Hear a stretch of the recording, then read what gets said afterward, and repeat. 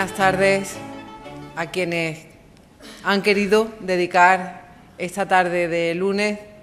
a acompañarnos en la entrega de un premio que lleva el nombre de la insigne beleña María Zambrano. Y en tierra de María nos encontramos y en casa de María estamos, y por eso tengo que iniciar este acto agradeciendo al Ayuntamiento de Vélez Málaga, a su alcaldesa, a su equipo de gobierno, las facilidades que nos han dado para que la Consejería de Cultura pudiese utilizar esta sede que siente como suya para la entrega de tan precioso galardón. Me acompañan además en la mesa otros dos insignes personajes del mundo de la cultura andaluza. Como presidente del jurado del Premio María Zambrano, don Carlos Castilla del Pino, y para glosar la figura del premiado, de don Emilio Lledó, don Pedro Cerezo, miembro de la Fundación María Zambrano y también miembro del jurado. Para la Consejería de Cultura y para su consejera que les habla, es un auténtico honor poder compartir ya no solo la presencia de personas tan insignes, sino también el simple hecho de poder nombrarlos a todos en un conjunto. Nombrar a Andalucía, a la cultura, a Vélez Málaga, a María Zambrano, a Emilio Lledó. Ya ven ustedes que solo nombrándolo ya se pone sobre la mesa el gran tesoro que tenemos en Andalucía, un tesoro que los premios que la Consejería de Cultura otorga tienen como objetivo, bueno, pues sacar brillo y poner en conocimiento de todos los ciudadanos y ciudadanas para que puedan, de alguna manera, ser ejemplo de vida y ejemplo de dedicación y de profesionalidad. Y si digo que recibir un premio bajo la vocación de María Zambrano ha de ser un honor para aquel que se ha hecho merecedor de tal distinción, pues tampoco descubro nada nuevo. Pero me gustaría añadir a esta afirmación mi convicción de que también resulta un honor el mero hecho de convocar un premio con el nombre de María Zambrano. Es verdad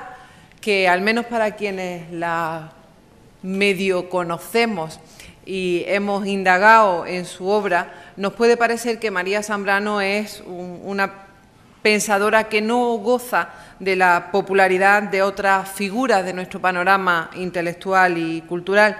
pero bueno, también sabemos que no siempre la fama viene unida al talento y que la trascendencia de una labor no siempre se corresponde con la capacidad del gran público para degustar los frutos de esa labor. De todas maneras, aquí en Vélez Málaga quizá es el lugar donde más se trabaja para que se profundice en el conocimiento de María Zambrano, y son sus paisanos y paisanas los que mejor conocen la relevante aportación que esta gran mujer realizó al mundo de la filosofía contemporánea. De hecho, como les decía, aquí está su fundación y aquí se centra la difusión de su obra en la investigación de sus textos, siempre rebosantes de significados, cargados de sofisticadas y al mismo tiempo primarias intenciones. No es fácil etiquetar a alguien como María Zambrano, también lo sabemos. Su espíritu sensible y complejo se resiste a ser encerrado entre los barrotes semánticos de un solo término. María fue una filósofa, una pensadora, una intelectual, una escritora, una ensayista, una mujer de su tiempo, una mujer que vivió con intensidad una época, de hecho, muy intensa, en sus bondades y también en sus debilidades, una época rica, yo creo que en algunos momentos maravillosa, por el nivel de amistad y de consistencia que lo intelectual tuvo, pero también una época difícil, sobre todo la época del exilio y de las pérdidas. Y, en definitiva, una mujer que también sufrió a veces algunas de las caras más amargas que tiene el hecho de ser mujer. Desde luego, podíamos decir que de alguna manera se le quiso compensar toda esa larga serie de cuestiones y que sí que recibió galardones a lo largo de su trayectoria que nos hablaban de la ambición de su trabajo y de su voluntad de transferir ese conocimiento y esa reflexión. Desde luego, el Príncipe de Asturias de Humanidades en el 81 y el Premio Cervantes en el 88 como dos premios de gran relevancia. Creo que, además, el hecho de que la Consejería de Cultura quisiese que uno de sus premios, el Premio de Pensamiento, llevase su nombre, no sé si fue antes o después, no sé si creamos un premio para ponerle el nombre de María Zambrano o, sabiendo que había que poner a María de relevancia de todas las maneras, nos inventamos este premio. De cualquier manera, creo que fue un acierto, como lo ha sido también el hecho de que año tras año este premio lo hayan cosechado insignes pensadores, personas que han dedicado parte de su energía y de su capacidad a dar luz a aquellos que no tenemos esa capacidad de vislumbrar más allá de lo cotidiano, más allá de lo diario, más allá de lo material. Y es verdad también que este año hemos tenido a un jurado, yo creo que sapientísimo y preclaro, conformado por José Antonio Pérez Tapia, Remedios Ávila, Angelina Costa, Elena Gómez Jiménez y Carlos Castilla del Pino, que han querido regalarnos a todos a un premiado de absoluta excelencia. No sé si fueron duras las deliberaciones, pero sí tengo que confesar aquí que fueron los primeros en terminar. Así que no creo que tuviesen que dedicar mucho tiempo a la discusión. Creo que rápidamente se pusieron de acuerdo y no tuvieron que realizar esos esfuerzos titánicos que a veces han de hacer los jurados para acertar en elegir al mejor de esa amplia nómina que, sin duda alguna, como decía al principio, tiene Andalucía entre sus creadores e intelectuales. Emilio Lledó. Emilio Lledó, aún mantenemos, al menos la directora general y yo, el regusto de compartir con él toda una jornada, toda una mañana en la que dimos su nombre a una biblioteca en su pueblo natal y en el que él supo regalarnos, junto a un grupo de escolares, creo que una de las mejores experiencias, un cuento contado desde el amor, incluso cuando el cuento tenía episodios a veces desgarradores. Yo creo que estar cerca de Emilio Lledó y poder oírlo es ya un regalo para todos los que puedan estar en ese momento. De hecho, no somos los primeros en reconocer su valor. Emilio Lledó es hijo predilecto de Andalucía, que es la máxima distinción que se otorga en el ámbito autonómico. Y entendemos, además, que lo es por mérito propio y también porque han tenido mérito quienes así lo han decidido. Emilio Lledó, haciendo acopio de una capacidad de discernimiento y de una tenacidad realmente singulares, se ha fajado con las incertidumbres de nuestro tiempo y lo ha hecho mostrando siempre, además, su firme compromiso con el sistema de convivencia democrática, algo que parece obvio, algo que parece normal, pero que a veces nos asalta la duda de si todo el mundo está tan convencido de los valores del sistema democrático como lo está Emilio Lledó, y a veces nos alegramos de que existan seres como él que pueda poner luz a aquellos que a veces se meten en los callejones oscuros de un sistema que no tiene ángulos perdidos, que es transparente y que, por lo tanto, es muy difícil dejar de estar en el foco de atención. Por lo pronto, contamos con Emilio Lledó y con referentes como él para que efectivamente ese foco de luz siga siempre puesto sobre lo mejor de un sistema que nos hace posible la convivencia en las mejores circunstancias. Emilio Lledó es un maestro de maestros, lo decía antes la alcaldesa, que pasó su infancia en Salteras, un pueblo cercano a Sevilla, Y como les decía, el hecho de bautizar la biblioteca de esa localidad con su nombre ha podido ser uno de los mejores homenajes que haya recibido don Emilio en su vida, o al menos así se lo hemos oído, y sabemos que no miente, sabemos que siempre dice aquello que considera. El hecho de poner nombre a esa biblioteca hace también que pudiésemos sumarnos a un tributo a la célula básica de la cultura, ¿no? A esa célula que es el libro, los libros de don Emilio, los libros que siempre están junto a él como fuente, pero también a veces como meta y como destino, y que a él le han acompañado como pueden acompañarnos a los demás a lo largo del camino. Yo voy a concluir esta intervención porque contamos con Pedro Cerezo para hacer la glosa del premiado, pero creo que no debo hacerlo sin que al menos quede claro que la Junta de Andalucía, la Consejería de Cultura, está siempre satisfecha y orgullosa de los premios que concede. Pero, don Emilio, con todo el respeto y con toda la sinceridad, créame que este es uno de los que más nos honra en otorgar, porque el simple hecho de otorgarlo nos honra como ciudadanos y como andaluces. Así que muchas gracias por aceptarlo y enhorabuena.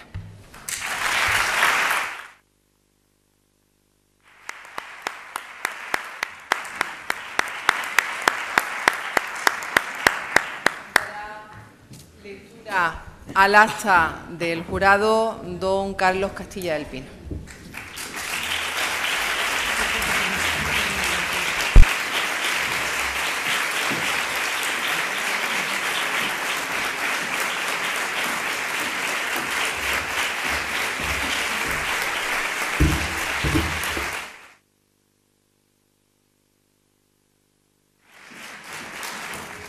Si uno no se envanece,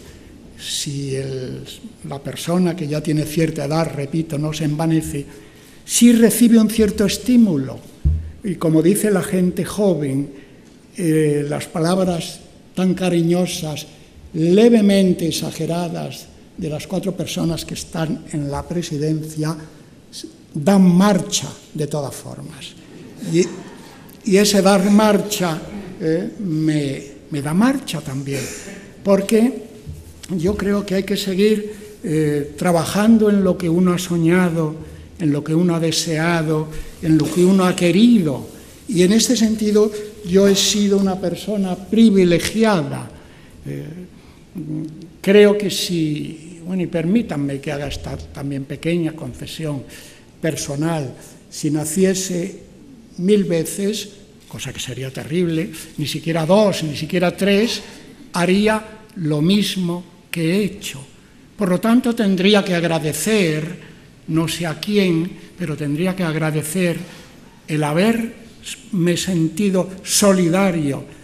profundamente solidario, identificado, entusiasmado, encariñado con esa función tan sobrecogedora, tan extraordinaria como es la enseñanza. Creo que no tenemos del todo, los que enseñamos, conciencia de lo que significa ese tener en torno a tu mesa, a tu pupitre, a ti mismo, un grupo de jóvenes a los cuales tú vas a dar algo de ti. No solo la supuesta disciplina que cultives y en la que más o menos eres más o menos especialista, sino dar algo de ti mismo, algo, transmitir, filtrar a través de ti mismo lo que tú has hecho, lo que tú has aprendido, lo que tú has querido.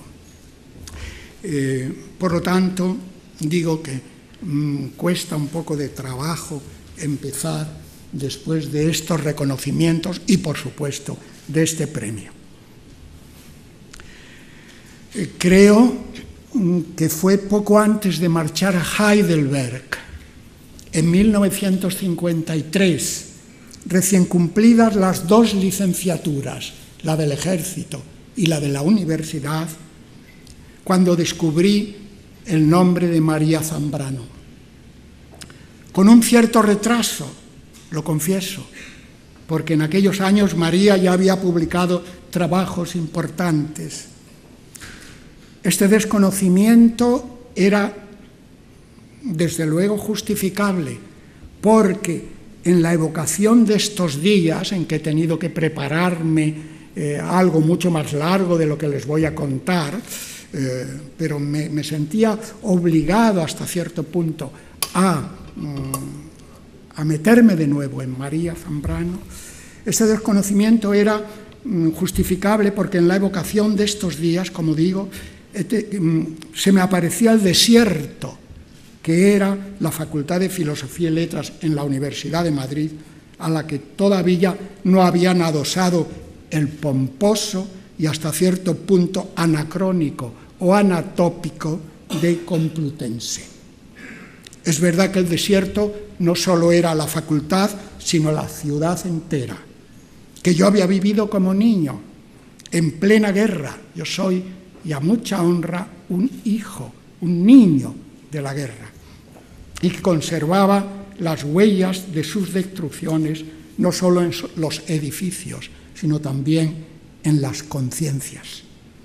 Un amigo uruguayo, a quien había conocido en esa época de estudiante, nos hablaba de los exiliados españoles, que al menos de nombre él conocía muy bien. Es verdad que de algunos de esos nombres teníamos ya noticia. Pedro Cerezo podrá afirmarlo conmigo, como el de José Gaos, que en 1951 había publicado una versión de Ser y Tiempo de Heidegger.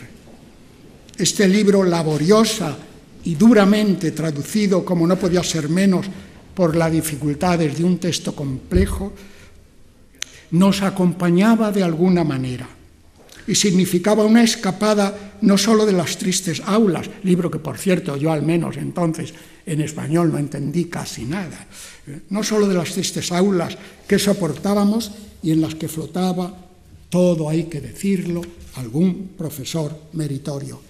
sino que nos reconciliaba, me reconciliaba con aquellos admirables personajes universitarios que, como miles de sus compatriotas, tuvieron que abandonar su país y de los que muchos de nosotros, o con los que muchos de nosotros nos sentíamos solidarios.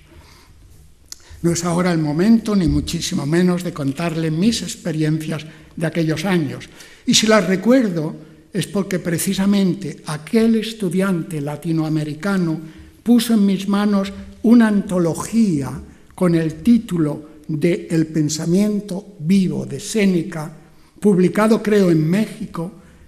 Digo creo porque aquel ejemplar se perdió en tantos. Yo he sido buen funcionario, aparte de los 10 o 12 años que pasé en Heidelberg de joven, pues luego he tenido que hacer lo que todos los buenos funcionarios hacen, pasar de Valladolid, de Calatayud a Heidelberg, de Heidelberg a Valladolid, de Valladolid a Alcalá de Henares, de Alcalá de Henares a La Laguna, de La Laguna a Barcelona, de Barcelona a Madrid. Pero volvería a hacer estos viajes, porque me han enseñado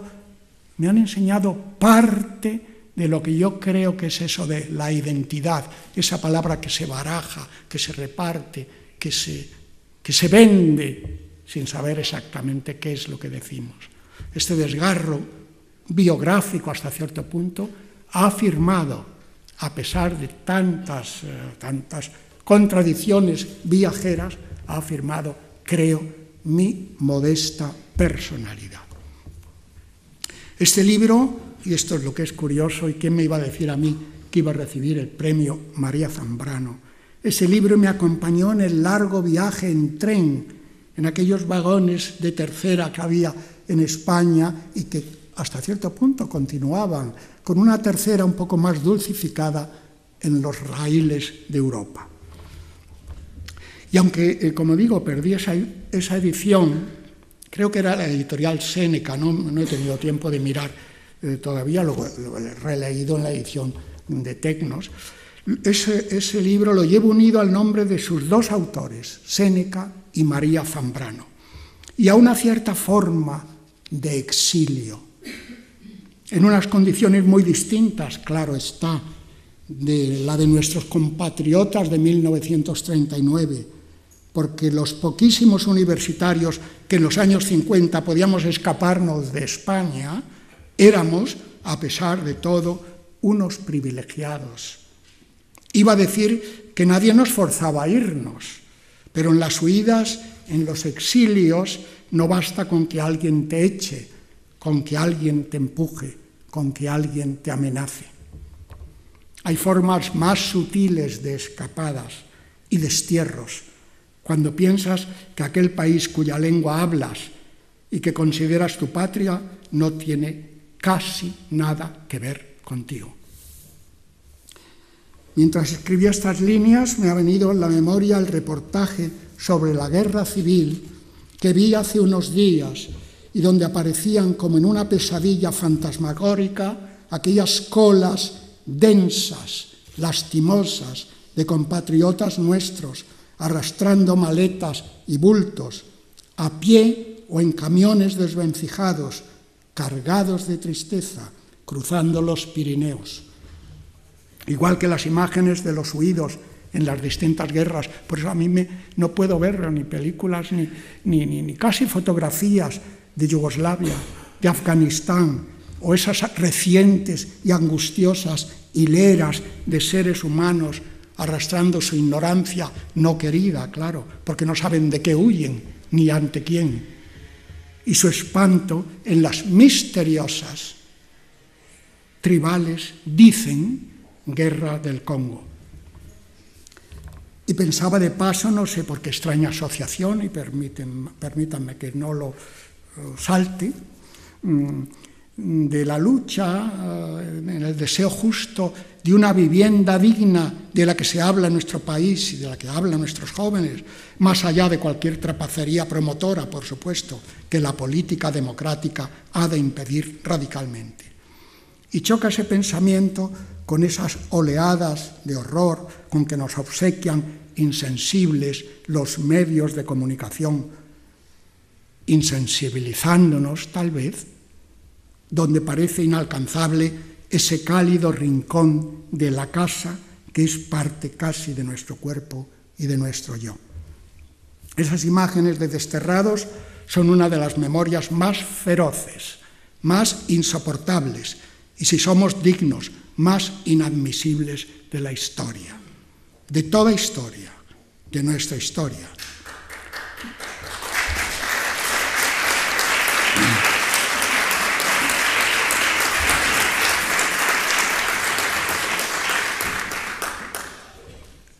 La historia podrá recobrar los ecos y los nombres y los huesos de miles de asesinados, pero desgraciadamente no podrá jamás recoger ese dolor vivo, ese aire de tristeza y miseria que respiraron, el aire real que respiraron en aquellos días, en aquellas semanas, esos seres humanos, poseedores solo de sus abandonados y desterrados cuerpos. Abandonar la patria nos permite descubrir cómo esta palabra depende también de quien la administra, incluso de quien la impone.